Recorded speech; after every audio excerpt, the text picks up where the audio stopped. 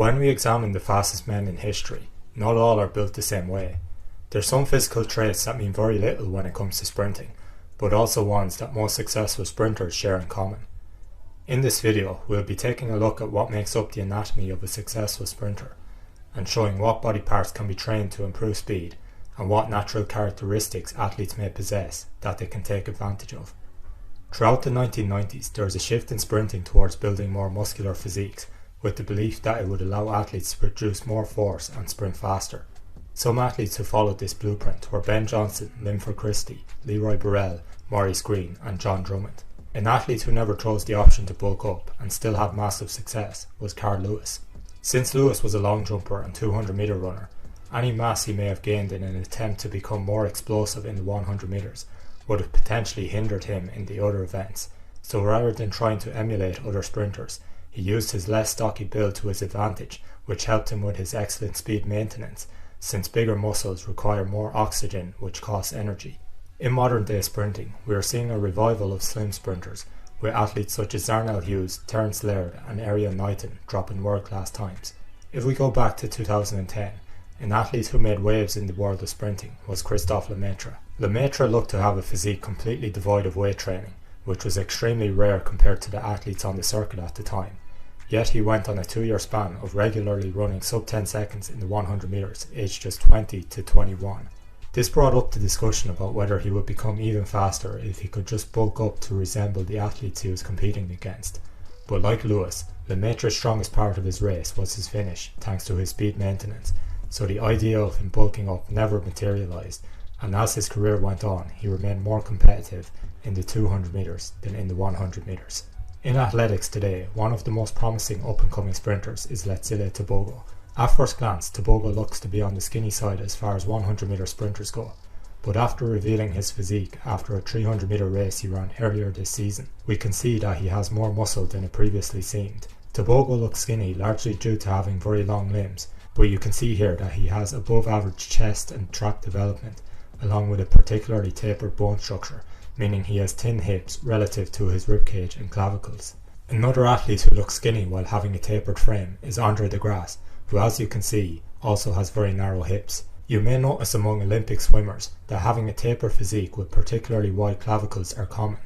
However, this doesn't always seem to be the case with sprinters. Asaf Paul is one of those athletes who looks like he could compete across many athletically demanding sports due to having a tapered frame with wide clavicles.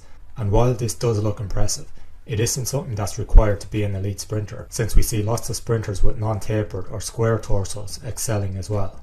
Jimmy Vico is an athlete who looks quite bulky rather than tapered due to having a square torso from wider hips. Wider hips will often translate to having a disproportionate amount of strength potential in the lower body compared to the upper body. You would think this would be the ideal body type for sprinting, since the majority of force you produce needs to come from your legs, but it's necessary for sprinting to have the right balance of strength throughout your body. Vico is among the 10 fastest finishers in 100 metre history, with a 60 to 100 metre split of 3.38 clocked in the 2015 Paris Diamond League. This meant his finishing time was easily faster than Asaf Powell's in this race, and equal to Powell's fastest ever 60 to 100 split. But where Vico loses out is in the start, which can often leave him with a deficit to make up on other athletes in the field. This leads to the question of whether having a less tapered build due to wider hips can impact which part of the race an athlete excels in. With Vico, you can make the case that despite having a powerful build, his lack of explosiveness out of the blocks is just a case of not having an efficient starting technique. But I decided to take a look at more sprinters who have an exceptional finish relative to their start to see if there's a trend. Joseph Fahnbulleh is known for his incredible comeback wins in both the 100 and 200 metres, as he struggles to get out of the blocks as quickly as his competitors. Fahnbulleh has a muscular upper body and looks larger than most sprinters, but when you watch him take his massive strides while running, you can see so much power coming from his hips, and like Vico, Fahnbulleh is built lower body dominant. So why would a physical build with wider hips hinder an athlete's start? In the acceleration phase of the race, the arm swing is a massive part of generating the initial velocity, and athletes with tapered builds who are upper body dominant will usually get a greater return from each arm swing than the athletes who are lower body dominant.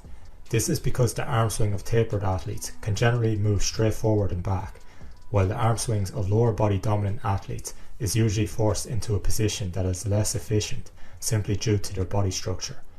As the race goes on, the arm swings take less energy as the athlete picks up speed, so the lower body dominant sprinter will often reach their top speed later on in the race, while the faster accelerators hit their top speed sooner. Despite gaining massive amounts of upper body strength after turning pro, I think Tyson Gay naturally has the structure of a lower body dominant sprinter. I believe this is part of the reason why, despite having a fast and aggressive arm swing at the start of his races, he wasn't able to explode out of the blocks in the same way the other top sprinters at the time could. Tyson was known for his incredible finishes and top end speed that came second only to Usain Bolt, and pundits at the time said if only Tyson could start better, then he could run the same times as Bolt. But what if the thing that was holding him back at the start of his races was also the thing benefiting him towards the end of the race? One athlete who I wouldn't label as either upper or lower body dominant is Usain Bolt. Since Bolt was a tall and thin sprinter from a young age, his coaches had him compete in the 200 and 400 metres without entertaining the idea of him doing the 100, since it was thought at the time that any athlete who is exceptionally tall would have limited success in the 100. Somewhat surprisingly, Bolt had probably the perfect balance between upper and lower body strength to make him the optimal 100 metre sprinter. This is why when Bolt performed to his absolute best, he had both the best start and best finish out of anyone he competed against. Bolt did have a period of a couple of years where he seemed to gain most of the muscle he would maintain throughout his career, and this period was between 2006 and 2008. Despite clearly building his arms, shoulders and lower body in this time, a body part that Bolt never appeared to focus on was his chest. This would indicate that Bolt spent little to no time benching and instead focused his upper body training towards shoulder presses or cleans, which would activate his shoulders. It's always core, abs and back exercise. Because when you're running, if your core is not strong, your legs, your knees, they don't come up. If I would say anything, if you're going to work on anything constantly, definitely your core. As Bolt just said, he liked to focus his weight training towards abs and his back. But what about sprinters who are hell-bent on making their chest and the rest of their upper body as big as possible? Harry Akins is the go-to athlete when it comes to promoting sprinters as muscular machines. Akins was naturally big when he won the World Junior title in 2006, but he was still well below his current size. So what kind of effect did this muscle gain have on his speed? Look at the contrast between Harry Akins-Ariti and Kim Collins. I think he's gotten too big. He's much, much bigger than he was when he was World Junior champion. When he's in his drive phase, he's all over the track.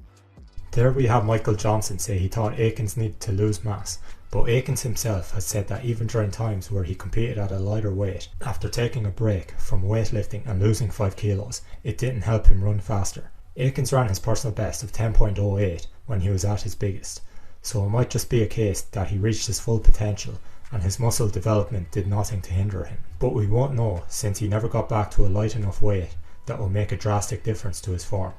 In contrast to Harry Akins, Kim Collins is an athlete who said he didn't lift weights for the majority of his career, and some people have attributed this to being the reason he was able to run his best ever race at age 40 and keep coming back season after season, staying injury free. To the average person, Collins probably looks like someone who lifts weights, but it's entirely possible that his body was built by just sprinting alone, since the leanness of his physique makes his muscle more apparent than if his body fat was a few percentage points higher.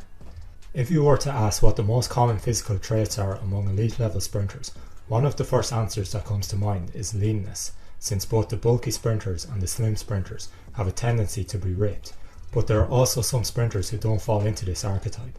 Christian Coleman is one of these sprinters who doesn't look ripped, yet he's one of the fastest men in history with his PB of 9.76. Despite his lack of leanness, Coleman does have something that's arguably more common among sprinters, and that trait is having legs that are thin at the extremities, in other words, thin ankles. You might be wondering what the relevance of thin ankles are when it comes to sprinting. Well, it's generally an indicator of an overall bone structure that is beneficial for sprinting. When you see athletes with thin ankles, it means all of their limb bones will likely be thin, which is usually a sign of denser bones. As this trait also applies to the arms, you will notice that a lot of sprinters have particularly thin wrists and forearms, which gives their arms a very tapered look. Athletes will often have more developed calves than forearms, since they are using their calf muscles extensively, but the thinner bones helps their speed since it allows force to transmit through a more compact path. Think of it like a pogo stick. You want to return the force you put into the ground, and if you were to take a standard pogo stick but widen the stick at the bottom, the force will be lessened because of the greater surface area.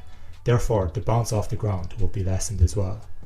When you look at sprinters of all heights and musculature, one of the most common traits among them will be limbs that are thin at the extremities. This is something that's particularly common in distance running, but also something that's underrated when it comes to spotting potential natural talent in sprinting.